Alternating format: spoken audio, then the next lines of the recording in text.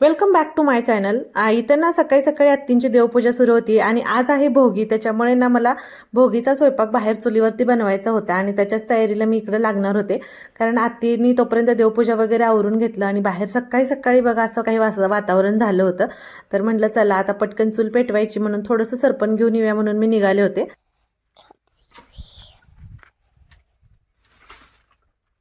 हे बघा बाबा लाकूड घेते. चूल पेटवायची तिथं बाहेर स्वयंपाक करायचा आहे. तुम्हाला व्हिडिओ आवडला तर लाईक शेअर सबस्क्राईब करा. बाय. तुम्ही बिहूची भाजी बनवली का? नक्की कमेंट करा.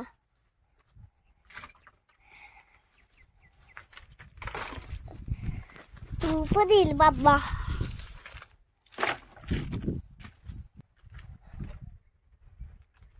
मम्मा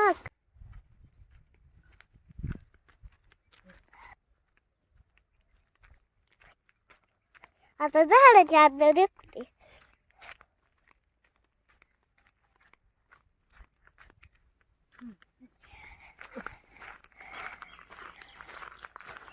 सुंदर दिसायली.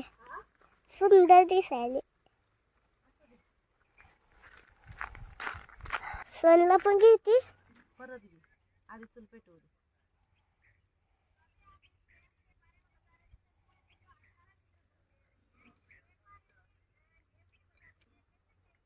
काळं दिसते.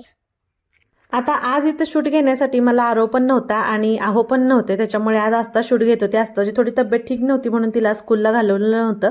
तर म्हटली मम्मा आज मी शूट घेते. तर म्हटलं चल ठीक आहे. तर इथं आता भाजीची सगळी तयारी मी आतमधून येतानाच करून घेऊन आली होती. म्हटलं आता इथं पाणी गरम करायला ठेवूया आणि मग लगेच भाजी शिजवून घेऊया. पाणी टाकलंय काय?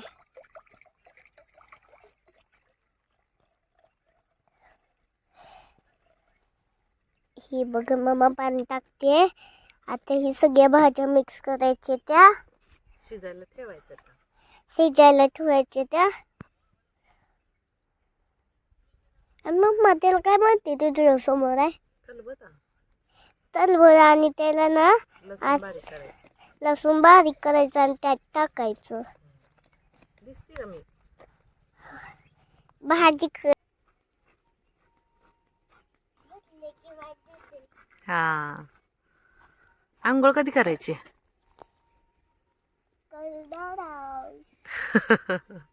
भोगीचा सण म्हटलं की वेगवेगळ्या प्रकारच्या सगळ्या भाज्या एकत्र करून ती भाजी जी आपण बनवतो ना त्याची चव आधीमध्ये कुठल्याच भाजीला येत नाही, हो की नाही. आणि भोगीच्या दिवशी अशी भाजी बनवायचा उत्साह काही वेगळाच असतो. म्हणून म्हटलं चला आता आज बाहेर चुलीवरती सकाळी सकाळी लवकर सुरुवात केली होती. म्हटलं कारण परत ऊन जास्त पडलं की मग नंतर म्हटलं चटके लागतील जरा, म्हणून थोडंसं लवकरच आले होते इथं. आता काही प्रॉपर रेसिपी शूट करायला मला आज टाईम नव्हता आणि थोडं फार होतं ते असताना शूट घेतलं होतं. तर सगळ्या प्रकारच्या भाज्या वगैरे सगळं एकत्र टाकून मीठ टाकून सगळं तीळ वगैरे टाकून आता इथं शिजायला मी ठेवून दिली भाजी. आता थोड्या वेळात शिजून निघेल मग त्याच्यानंतर मी इथं बाहेरच बनवून घेते. आणि इथं बघा किती छान अशी रट शिजत होती आणि बघा मस्त अशी पालक आपली आता शिजली होती. तर आता ह्याला ना मी आतमध्ये नेऊन मिक्सरवरती बारीक करून घेऊन येते. कारण आता इथं ते परातीमध्ये जे आपण घसकटून करतो ना भाजी, तर तशी भाजी आहोंना आवडत नाही. त्याच्यामुळे मग काय आम्ही फारशी तशी कधी बनवत नाही.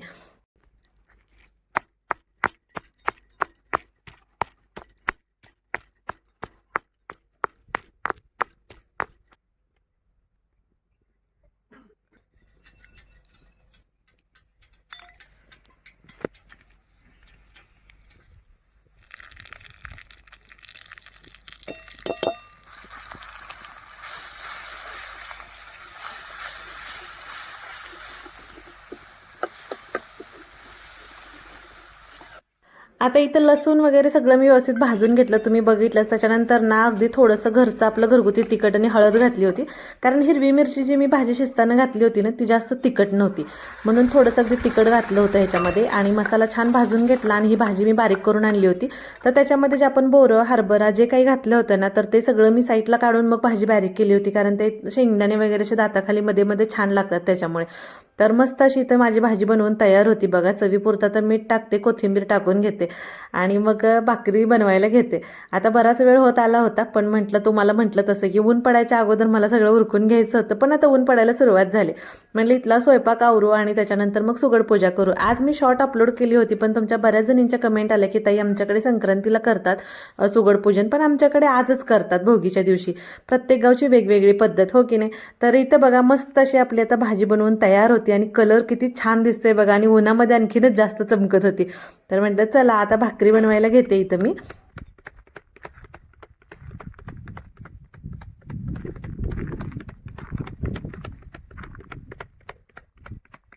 हवा जरा सुटली होती त्याच्यामुळे ना चुलीमधला विस्तव असं विजायला लागला होता थोडासा. आणि इथं बघू शकता हे बघा, तरी पण बऱ्यापैकी छान झाल्या होत्या भाकरी. म्हणजे नेहमी मी बनवते तशा अगदी झाल्या नव्हत्या, पण तरी पण ठीक आहे म्हणलं, कारण आता हवा सुटली होती, जाळ पण तेवढा राहायला पाहिजे ना चुलीमध्ये म्हणून. तर आता इथं माझ्या सगळ्या भाकरी बनवून झाल्या होत्या. तोपर्यंत आत्ती आल्या. आता इथं भाजी काढून म्हटलं पातेल्यामध्ये घालून घेऊन जाते, तोपर्यंत बाकीचं तुझा आवरून आतमध्ये ये म्हटलं. आता झालं, शेवटची एकच भाकरी राहिली होती. म्हटलं आता जवळपास तर सगळा स्वयंपाक आपला बनवून झालाच होता. आता राळ्याचा भात बनवतात आमच्याकडे, पण राळं काही घरात नव्हतं, त्याच्यामुळे काय मग बनवायचं ते राहूनच गेलं. म्हटलं कॅन्सलच केलं. आणि इथं आता बघू शकता हे बघा, भाकरी किती छान झाल्या होत्या. तर आता आवरून जाते मी आतमध्ये इकडं, कारण आता यांना आस्ताला आंघोळ पण घालायची होती. तिची तब्येत ठीक नव्हती म्हणून म्हटलं राहू दिलं होतं, जरा थोडं निवांतच घालावी म्हणून. तर बघा आता इथं कशी खेळत बसले झाडाखाली, डोळे वगैरे तिचे सुजले होते, थोडासा खोकला सर्दी झाला त्याच्यामुळे.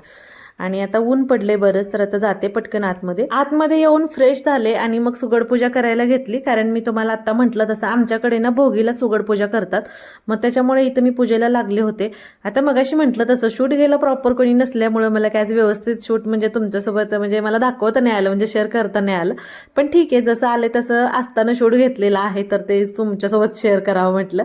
तर इथं पूजा वगैरे माझी झाली होती, तर नैवेद्य वगैरे दाखवून घेतला इथं मी, नमस्कार करून घेतला आणि आता जवळून पूजा दाखवते तुम्हाला. आणि सकाळी शॉर्ट ब्लॉगमध्ये म्हटल्याप्रमाणे आमच्याकडे तिळाची बाजरीची भाकरी आणि जी भोगीची भाजी बनवलेली असते त्याचा नैवेद्य असतो. आणि इथं मग पाटाच्या खाली स्वस्तिक काढून त्याच्यावरती पाट ठेवून मग ब्लाऊज पीस अंतरला, प्रत्येक जे आपण सुगड ठेवलंय त्याच्या खाली तांदूळ म्हणजे पसरवले आणि त्याच्यावरती हळदी कुंकू वाहून मग त्याच्यावरती सुगड पूजा करून घेतली. वाण वगैरे सगळा त्याच्यामध्ये भरून घेतला. आमच्याकडे चुडा पुजतात, त्याच्यामुळे चुडा सुद्धा मी पुजून घेतला होता. आणि मग त्याच्यानंतर इथं आत्तीने सुद्धा पूजा वगैरे करून घेतली. आता सगळं झालं होतं, म्हटलं आता जेवण वगैरे करू. तरी पण म्हणता दुपारी 2 वाजले आम्हाला जेवायला. मग आहो पण आले होते म्हणून आम्ही सगळे सोबतच जेवायला इथं बसलो होतो.